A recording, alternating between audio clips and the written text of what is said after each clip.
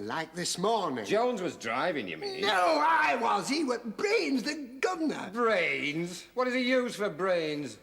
He knew the supermarket. He'd worked there. Well, that's the first time I ever heard Harry Jones work. I don't believe it. You expect me to believe that? He took the job so that he could find out when, at what time, the payroll arrived. Oh, and that's how he found out about Tesco's payroll.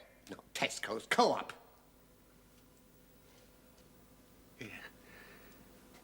You will protect me from Jonesy and the rest of them, won't you? I want you to know about her health, her current physical condition. Well, in the last 4 years, she's had 3 little strokes, 1 large one. She should be dead, but well, she has that resilience, will, determination of certain old people. I mean, who can explain how she survived a failing heart? She has. But she's really confined to a wheelchair. Well, I mean, I've seen her get out of the wheelchair and take a few steps, but she wouldn't have the physical reserve, for instance, to walk down to the bottom of the street. So if she went anywhere, she must have been picked up in a car. That's right.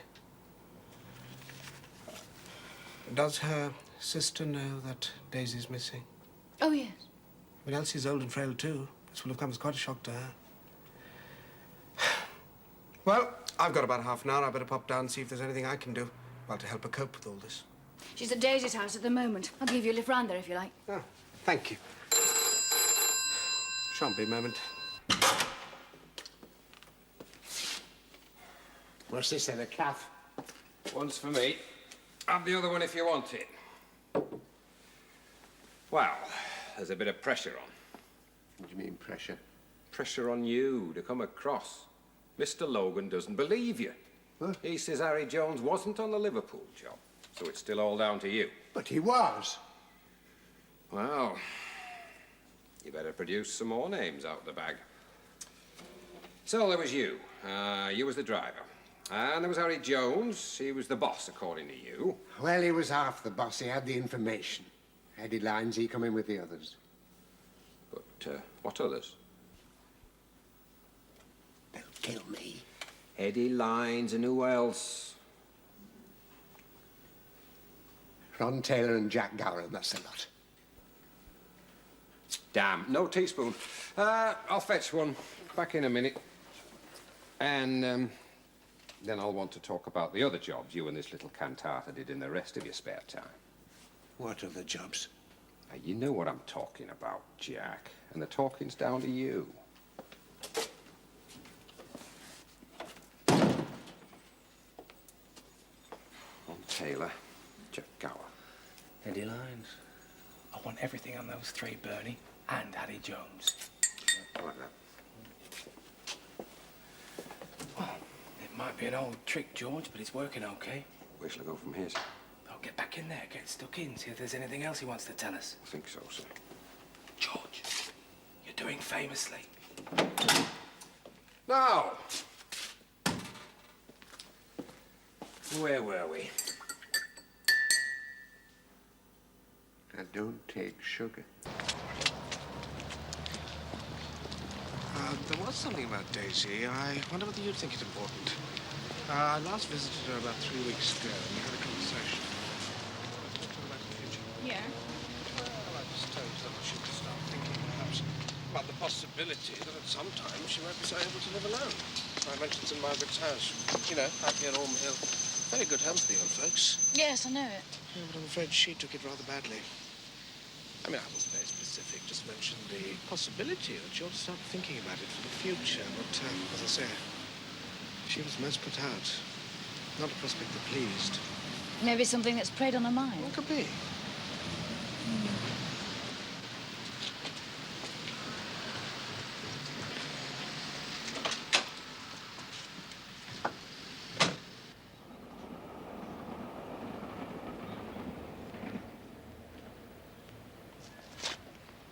Have you seen out? Nothing, Sarge. All right, keep looking.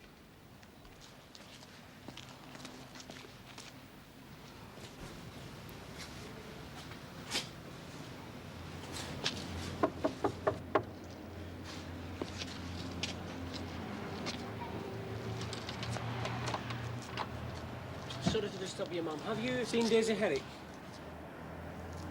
If you do, could you notify Hartley Police? Thank you.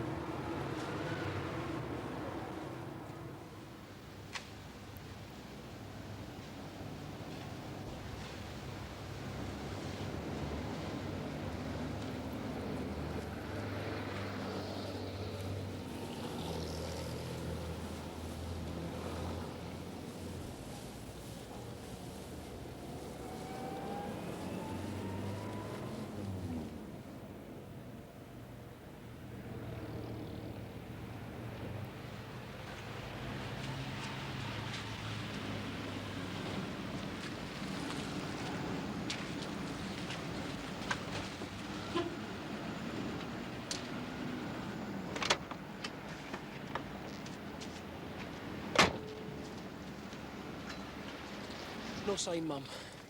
I've knocked on every door along East Short Street as far as Ainsley Road. Collis is heading up Ainsley Road just now.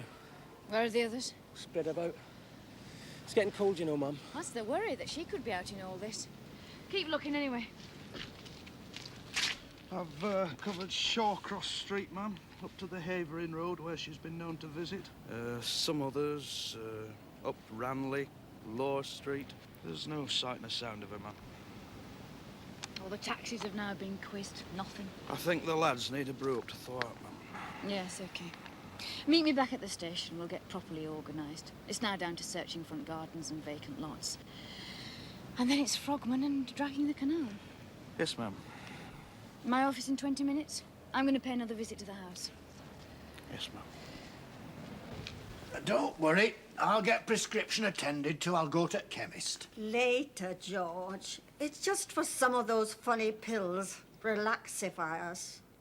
I don't want pills. I just want Daisy. Maybe that's news.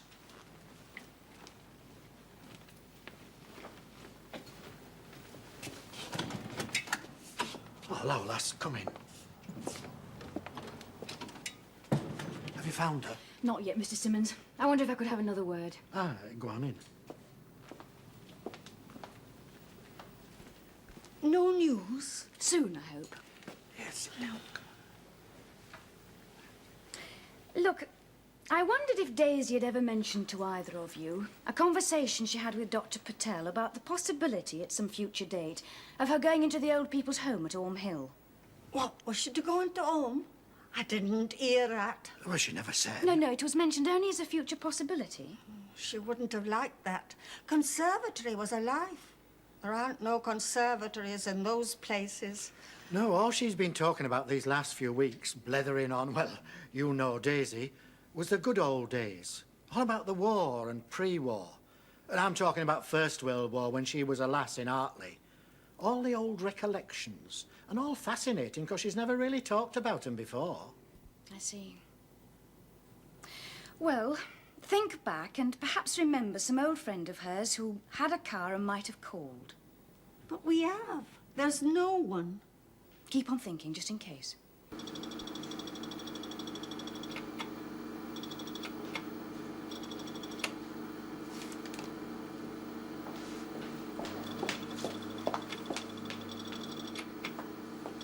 How's it going, sir?